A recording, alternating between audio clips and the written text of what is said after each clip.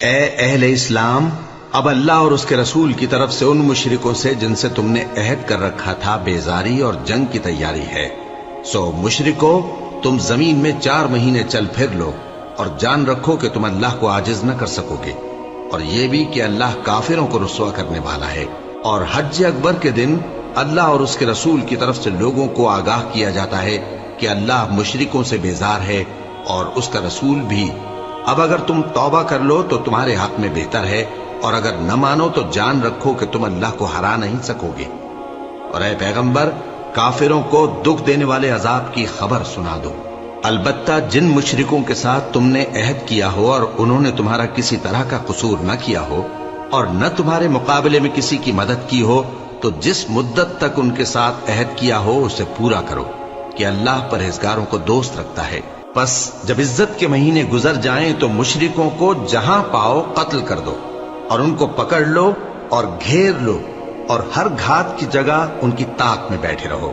پھر اگر وہ توبہ کر لیں اور نماز قائم کرنے اور زکوٰۃ دینے لگیں تو ان کا رستہ چھوڑ دو، بے شک اللہ بخشنے والا ہے، مہربان ہے۔ اور اگر کوئی مشرک تم سے پناہ کا خواستگار ہو تو اس کو پناہ دے دو، یہاں تک کہ وہ کلام اللہ کو سننے لگے، پھر اس کو امن کی جگہ واپس پہنچا دو، اس لیے کہ یہ بے خبر لوگ ہیں۔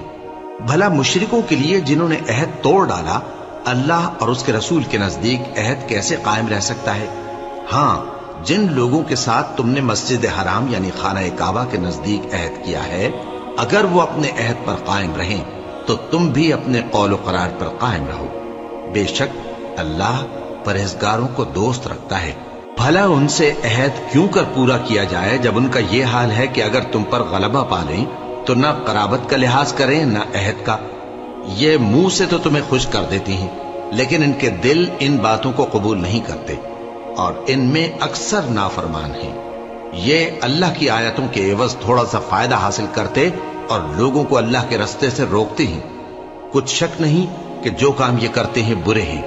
یہ لوگ کسی مومن کے حق میں نہ تو رشتہ داری کا پاس کرتے ہیں نہ عہد کا، اور یہ حد سے تجاوز کرنے والے ہیں۔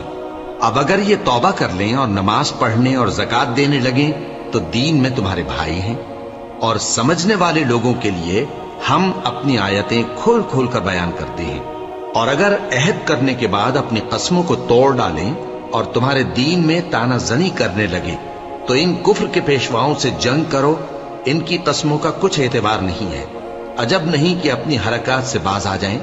بھلا تم ایسے لوگوں سے کیوں نہ لڑو جنہوں نے اپنی قسموں کو توڑ ڈالا اور پیغمبر کو وطن سے نکالنے کا ارادہ کر لیا، اور انہوں نے تم سے عہد شکنی کی ابتدا کی۔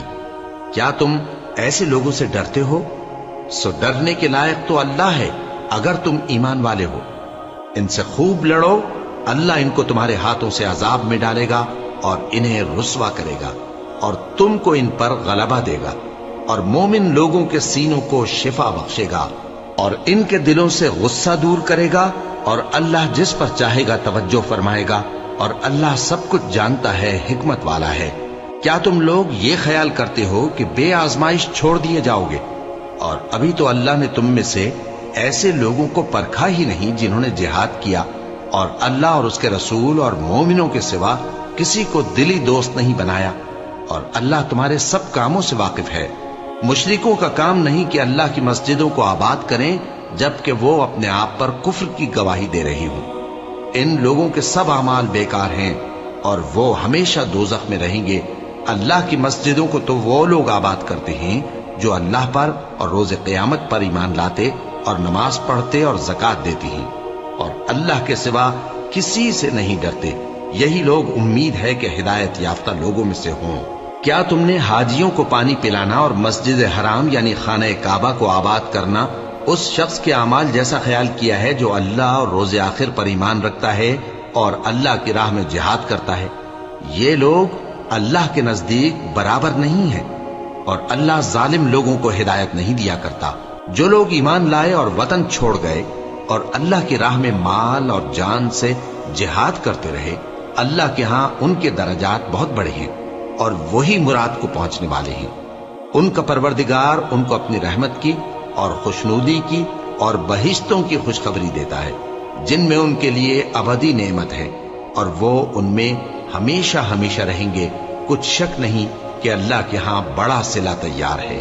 اے اہل ایمان، اگر تمہارے ماں باپ اور بہن بھائی ایمان کے مقابل کفر کو پسند کریں تو ان سے دوستی نہ رکھو، اور جو ان سے دوستی رکھیں گے وہ ظالم ہیں۔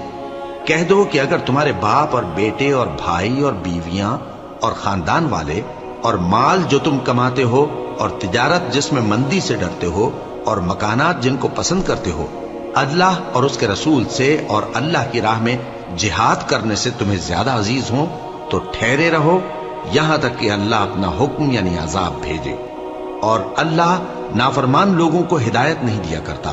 اللہ نے بہت سے موقعوں پر تم کو مدد دی ہے، اور جنگ حنین کے دن جب کہ تم کو اپنی جماعت کی کثرت پر غرہ تھا تو وہ تمہارے کچھ بھی کام نہ آئی، اور زمین باوجود اپنی فراخی کے تم پر تنگ ہو گئی، پھر تم پیٹ پھیر گئے۔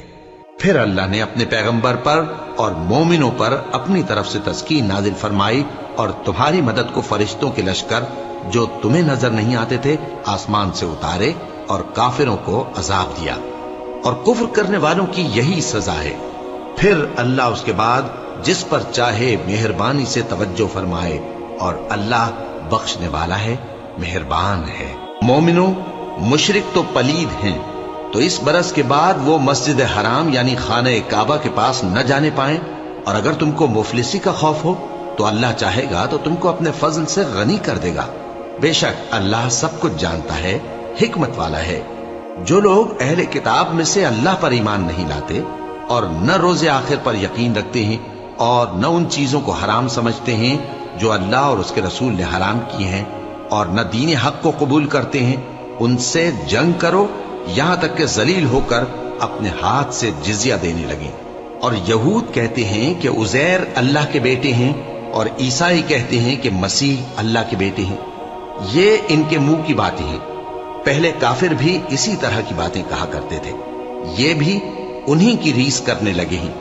اللہ ان کو ہلاک کرے، یہ کہاں بہہ کے پھرتے ہیں۔ انہوں نے اپنے علماء اور مشائخ اور مسیح ابن مریم کو اللہ کے سوا معبود بنا لیا، حالانکہ ان کو یہ حکم دیا گیا تھا کہ معبود واحد کے سوا کسی کی عبادت نہ کریں، اس کے سوا کوئی معبود نہیں، اور وہ ان لوگوں کے شریک مقرر کرنے سے پاک ہے۔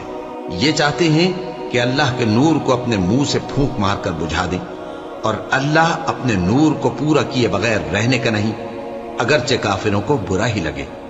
وہی تو ہے جس نے اپنے پیغمبر کو ہدایت اور دین حق دے کر بھیجا تاکہ اس دین کو دنیا کے تمام دینوں پر غالب کرے، اگرچہ کافر ناخوش ہی ہوں۔ مومنوں، اہل کتاب کے بہت سے عالم اور مشائخ لوگوں کا مال ناحق کھاتے اور ان کو اللہ کی راہ سے روکتے ہیں، اور جو لوگ سونا اور چاندی جمع کرتے ہیں اور اس کو اللہ کے راستے میں خرچ نہیں کرتے، ان کو اس دن کے عذاب علیم کی خبر سنا دو، جس دن وہ مال دوزخ کی آگ میں خوب گرم کیا جائے گا، پھر اس سے ان بخیلوں کی پیشانیاں اور پہلو اور پیٹھیں داغی جائیں گی، اور کہا جائے گا کہ یہ وہی ہے جو تم نے اپنے لیے جمع کیا تھا، سو جو تم جمع کرتے تھے اب اس کا مزہ چکھو۔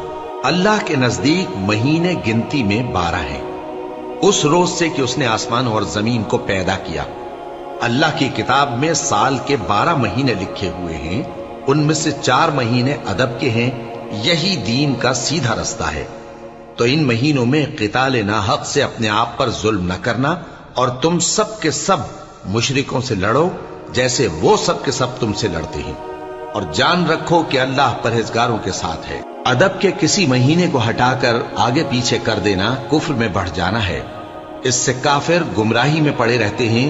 ایک سال تو اس کو حلال سمجھ لیتے ہیں اور دوسرے سال حرام، تاکہ ادب کے مہینوں کی جو اللہ نے مقرر کیے ہیں گنتی پوری کر لیں، اور جو اللہ نے منع کیا ہے اس کو جائز کر لیں۔ ان کے برے اعمال ان کو بھلے دکھائی دیتے ہیں، اور اللہ کافر لوگوں کو ہدایت نہیں دیا کرتا۔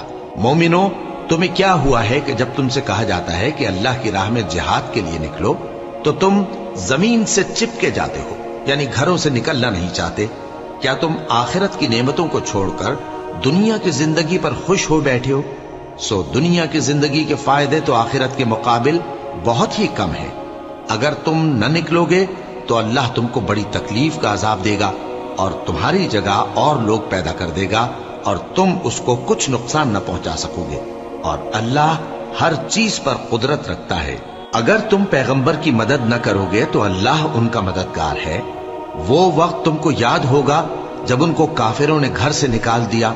उस वक्त दो ही शख्स थे, जिनमें एक अबू बकर रजी अल्लाह ताला अन्हु थे, दूसरे हमारे पैगंबर सल्लल्लाहु अलैहि वसल्लम। जब वो दोनों गारे सौर में थे, उस वक्त पैगंबर अपने रफीक को तसल्ली देते थे कि गम न करो, अल्लाह हमारे साथ है। तो अल्लाह ने उन पर तस्कीन नाजिल फरमाई और उनको ऐसे लश्करों से मदद दी जो तुमको नजर नहीं आते थे, और काफिरों की बात को पस्त कर दिया।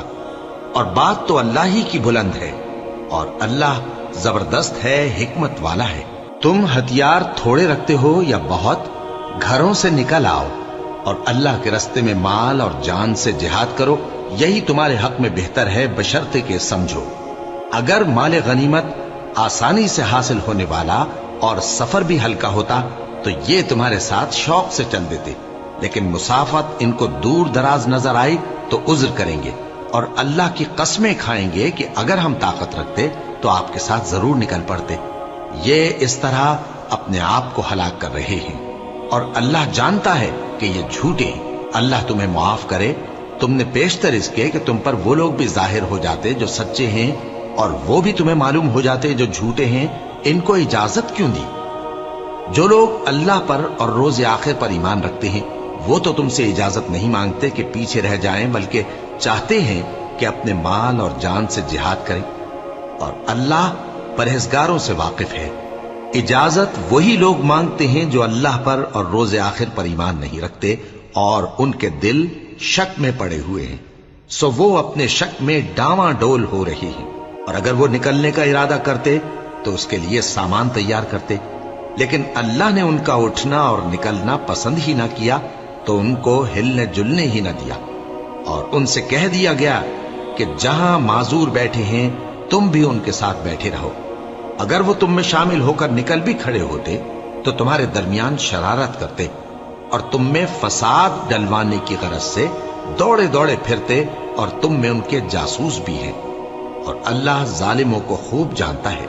ये पहले भी तालिब फसाद रहे हैं और बहुत सी बातों में तुम्हारे लिए उलट फेर करते रहे हैं, यहां तक कि हक आ पहुंचा और अल्लाह का हुक्म गालिब हुआ, और वो बुरा मानते ही रह गए। और उनमें कोई ऐसा भी है जो कहता है कि मुझे तो इजाजत ही दीजिए और आफत में न डालिए।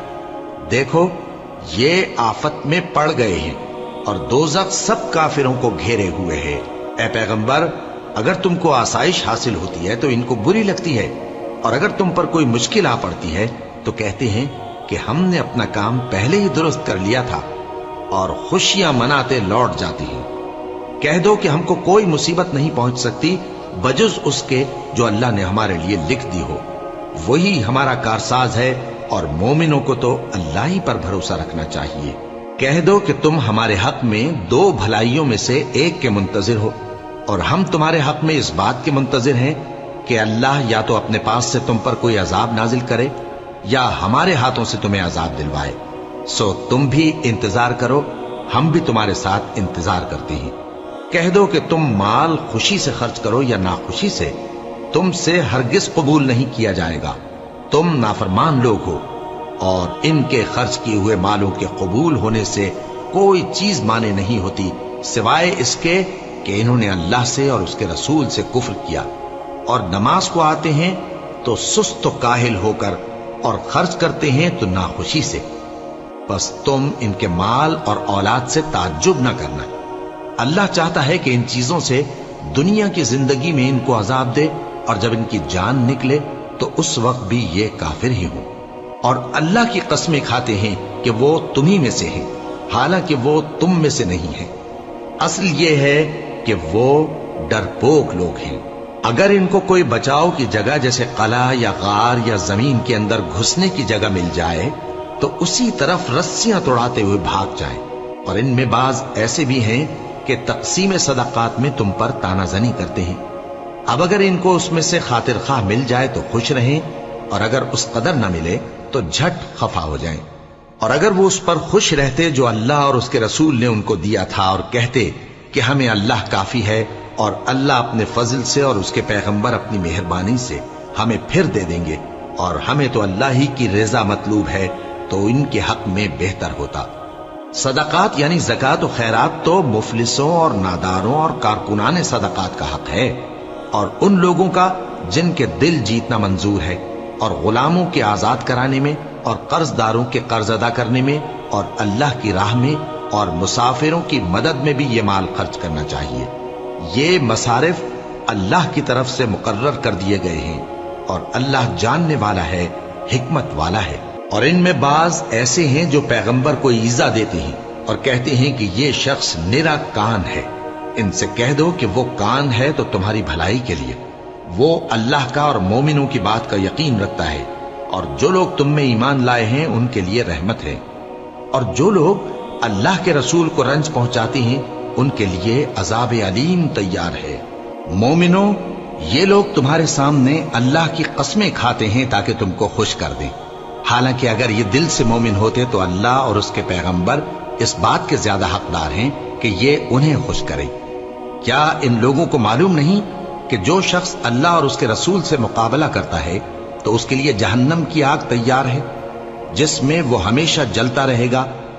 یہ بڑی رسوائی ہے۔ منافق ڈرتے رہتے ہیں کہ ان کے بارے میں کہیں کوئی ایسی صورت نہ اتر آئے کہ ان کے دل کی باتوں کو ان مسلمانوں پر ظاہر کر دے۔ کہہ دو کہ ہنسی کیے جاؤ، جس بات سے تم ڈرتے ہو اللہ اس کو ضرور ظاہر کر دے گا، اور اگر تم ان سے اس بارے میں دریافت کرو تو کہیں گے کہ ہم تو یوں ہی بات چیت اور دل لگی کرتے تھے۔ کہو کیا تم اللہ اور اس کی آیتوں اور اس کے رسول سے دل لگی کرتے تھے؟ عذر مت پیش کرو، تم ایمان لانے کے بعد کافر ہو چکے ہو۔ اگر ہم تم میں سے ایک جماعت کو معاف کر دیں تو دوسری جماعت کو سزا بھی دیں گے، کیونکہ وہ گناہ کرتے رہے ہیں۔ منافق مرد اور منافق عورتیں ایک دوسرے کے ہم جنس یعنی ایک ہی طرح کے ہیں کہ برا کام کرنے کو کہتے اور نیک کاموں سے منع کرتے اور خرچ کرنے سے ہاتھ بند کیے رہتے ہیں۔ انہوں نے اللہ کو بھلا دیا تو اللہ نے ان کو بھلا دیا، بے شک منافق نافرمان ہیں۔